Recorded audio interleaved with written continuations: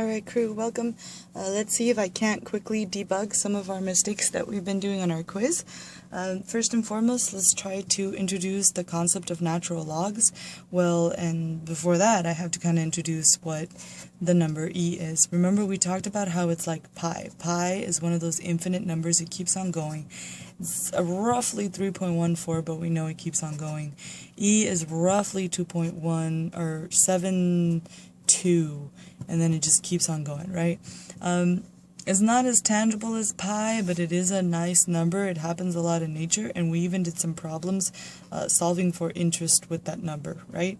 For continuously compounded interest. Well, it turns out that the most basic log is log base 10. We talked about that, right? Foundation of economics and accounting and things like this. However, for science and just in nature, you end up seeing that log base e happens a lot more often. And so what happened is we got lazy and stopped wanting to write log base e over and over and over again. So we wrote ln for natural log, or log naturel, as we were saying in class, and kind of inversing that order. So really these two things mean exactly the same thing, and I don't want you to think that e and ln are the same thing. They're not interchangeable, and that was a question I was getting a lot. E and ln are actually inverses of each other. They're opposites of each other. So I want you to think of the relationship between x squared and the square root of x, just like the relationship of e to something and ln of x. They're opposites of each other, right? A square root will undo a square will undo a square root, an e will undo an ln, and an ln will undo an e. Now what I want you to do is realize also that everything on this side is an exponential. Everything on this side is more of like an operator, in that if you have a square root of, let's say, 5, and all of that is divided by 5, this does not equal the square root of 1. Why? You can't breach the operator up here. Like, you can't magically undo the square root and divide by 5, right? That 5 cannot go into that root. Much like I have been noticing this is not the ln of 1. Why? Because this guy can't go into an operator. Now, however, we did use log rules to do some sneaky stuff. So we said this 3, dividing by 3 is the same thing as multiplying by a third.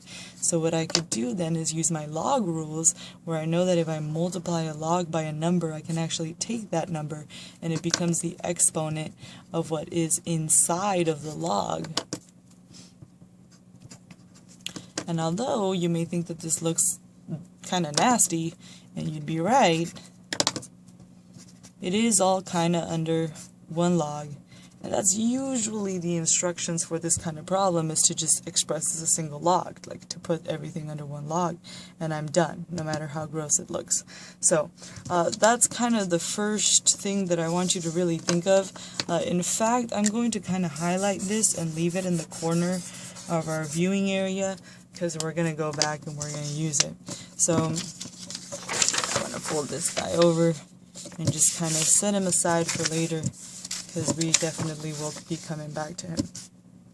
Okay, so I guess the next thing that I want to tackle is the idea of ln e, right?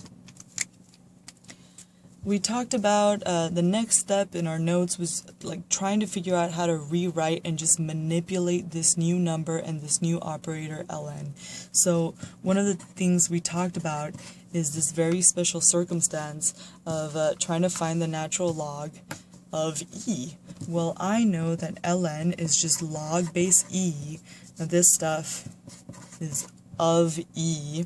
Now, side note, you guys tend to really exaggerate this, and you think that this number inside is like an exponent. It's not. Much like in a square root, you have like a little number that tells you what kind of root it is, and then everything is inside of the operator that's like in line with it. much like that, this log, this thing is inside of this operator. This base just tells you what kind of log it is, just like this number tells you what kind of root it is. So please don't exaggerate it. The stuff inside is not an exponent. Okay, so back to this problem. What really is the exponent inside of this log? This 1, right? There's this little imaginary, or not imaginary, not a good number, or not a good thing to use in math, but it's this little, like, invisible 1 that is usually there. Well, using my log rules, I can hopefully remember that if the base of the log and the base of an exponent inside of that log are the same, that this guy can cancel, and all that's going to be left is the exponent of the inside. So in other words, I've just proven this very nice thing that we use a ton, which is that ln of e is equal to 1. Now, why am I bringing that up? You guys had a quiz problem. This is pretty important. You had a little quiz problem where you had something, let's say, like ln2 plus ln of 3 minus 5. Okay, so right off the bat, using our log rules, we can see how we can actually combine these two things, right? Addition means multiplication in our log rules, so I can take the insides and multiply them, and that is good, alright? But what to do with that 5, right? The instructions are usually for these to express as a single log. All my single logs, all my single logs. So I only want this. This guy, not a single log. It's a log and some number. So what am I going to do with that 5? Well, I can always multiply by 1, right? In math, I don't really change any meaning by multiplying by 1. Well, what does that mean? That means I can also multiply by ln of e, since that equals 1. So, now I can exploit that same rule that if I have a number being multiplied in front of a log, it becomes the exponent, and I can say that I really have this guy. And now I also happen to know that subtraction is division in my log rules, so I have 6 divided by e to the 5th power. So again, not very pretty, but the instructions just say to express as a single log. They don't say express as pretty as possible. So this is my answer. Off of that same quiz, and now that we're talking about rewriting, there were 2 simple things that we kind of need to go over, and that is writing an alternate form. So let's say that I gave you some problem and told you to write an exponential form. So let's say I gave you like ln of a third is equal to negative 1.10. Okay, a lot of y'all started freaking out because there's no variable here. I can't solve. Nothing really is going my way. However, I'm going to remember that ln is just a fancy way of writing log base e. This is all of a third. Well, you can log roll out of this, right? You can always take the base to that number, to that exponent, and go e to the negative 1.10 is equal to the inside. Done. It's an exponential form. I didn't want you to go further than that. Likewise, y'all really freaked out when I told you to write in logarithmic form. You really freaked out because you were like, well, can I leave ln in there? Like, should I write as log base e? No, you still just write as ln. So let's say I gave you this problem. That's a 2.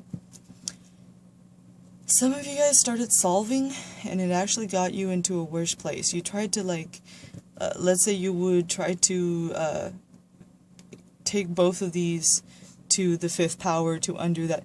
Okay, yeah, that would be very nice if you were trying to solve, but all I'm asking you to do is rewrite. So this e is technically to the 1/5 power.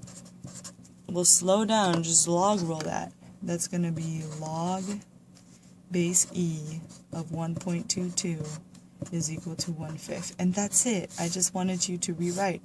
However, notice how I'm not boxing this.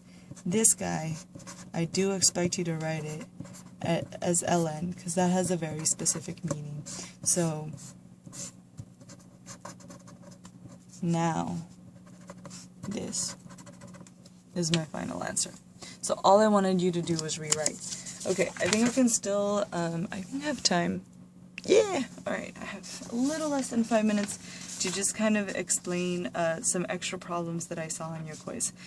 So 3 quick ones. 1, and I think this is like number 7 on your quiz. So if I ask you to solve for x, and I gave you something like this, right? First and foremost, I know that this is like log base e. And that I can roll out of that by saying that this is e to the third is equal to x minus 5. You are so close from ending. All you have to do is add a 5. And so many of you tried to do stuff that was more complicated. However, I asked you to just leave in terms of e or natural log. So this was the final answer. Now, I do want you to start understanding the duality between e and ln. And that's why I left this up here. They are opposites of each other.